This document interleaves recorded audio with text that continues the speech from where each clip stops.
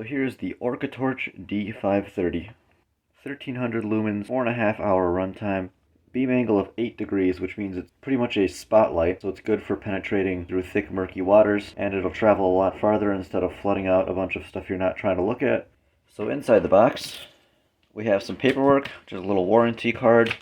We have a user manual, pretty basic. We have an extra ring here, which goes on the back to replace this one.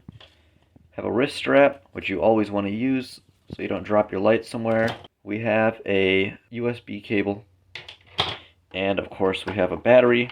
This is an 18650, so getting replacements or having extras or spares is pretty easy. And what's nice about these newer 18650s and a lot of these newer batteries I'm seeing is this little port here is actually the USB charger for the battery, so you don't have to carry any sort of extra special charger or any extra equipment with it. It literally just plugs right in. Take a look right here. There's 3 O-rings, which means it's triple sealed. So it has that much more protection from getting any water in it, and it's that much more reliable. There's a lot less you have to worry about. So with any underwater light, they actually run hotter and can burn a little brighter because they actually use the water around them to cool. They don't need any extra cooling besides that. So it's not good to use these outside of water because you can overheat and burn them. But turn it on once for high, click it again for low, which is still extremely bright, and then we turn it off. So in an effort to block out some of this light so it doesn't just wash everything out, I've taped up the end because I want to show you is right in the center of the button here. There's a green battery status LED. So green is 70 to 100%. When it gets lower, between 30 to 70, it'll turn to orange, and then 10 to 30%, it'll turn to red. Under 10%, it'll start flashing red. So a lot of other dive lights I have, when they die, they die. There's no way to tell how much battery's left. It just kind of cuts out. No warning, nothing.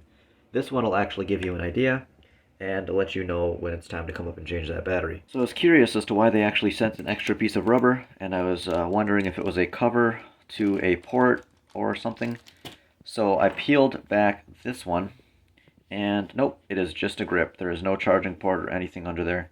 So it is literally just a hand grip. The lanyard that comes with it is actually a pretty good size, and the part that it attaches to is actually pretty beefy, so it's not going to break or fall off. And this is the same lanyard that I have on all my Orcatorch lights, and it works insanely well. I've dragged it through currents, I've bumped it on rocks, it just stays. So it's long enough where you can actually hang it off your wrist and do something, and then you can kind of swing it up and grab your light if you need it. So after we jump in some water and play with it for a little bit, we can compare it to some of my other dive lights. I can give you guys my final thoughts, or final initial thoughts on this when we get back.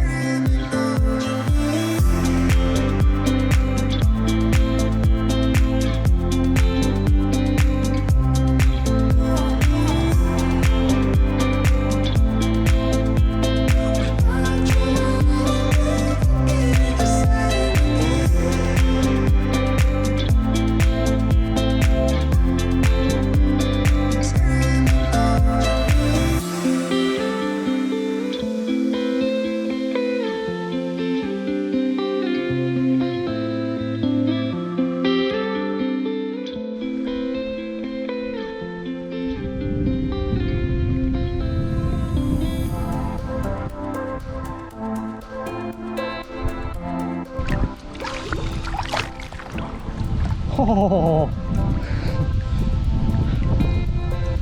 I'm gonna need a hospital.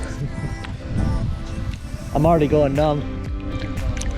Okay. All right. Well, here goes nothing.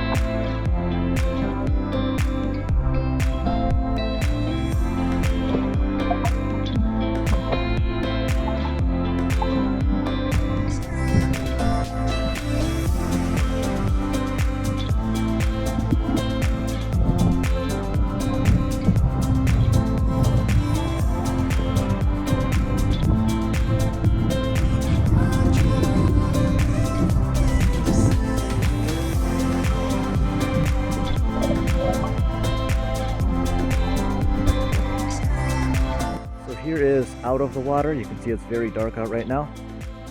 And this is on high. You can see just how insanely bright this flashlight is. Low, still extremely bright, and you know cameras don't always pick up all the light. And back to off.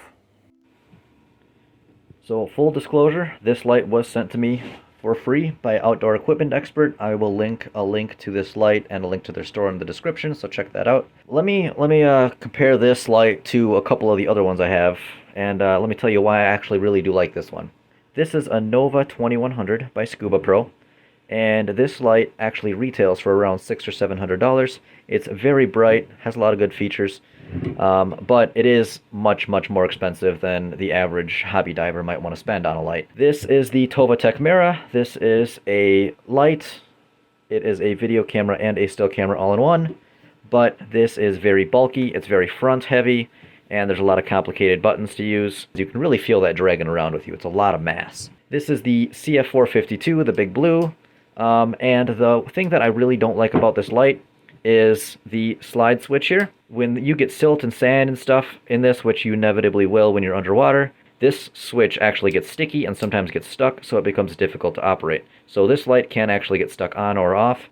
This light is actually just small, lightweight. There's no complicated features. It's intuitive. There's literally just high, low, and off. And the button is stiff enough where you can't accidentally push it, but it's not so stiff that it becomes difficult or annoying to push. The beam is super narrow, just pointing and focusing on whatever you actually want to see. And the other thing that is a really huge selling point to me is that battery indicator. It gives me good peace of mind. Would I recommend this? Yes, I actually absolutely would. And I think this actually might be one of my main dive lights over these other three. This one's just lightweight and kind of does everything I want. Definitely go check these out. If you need a dive light, I would highly recommend trying one of these out for yourself.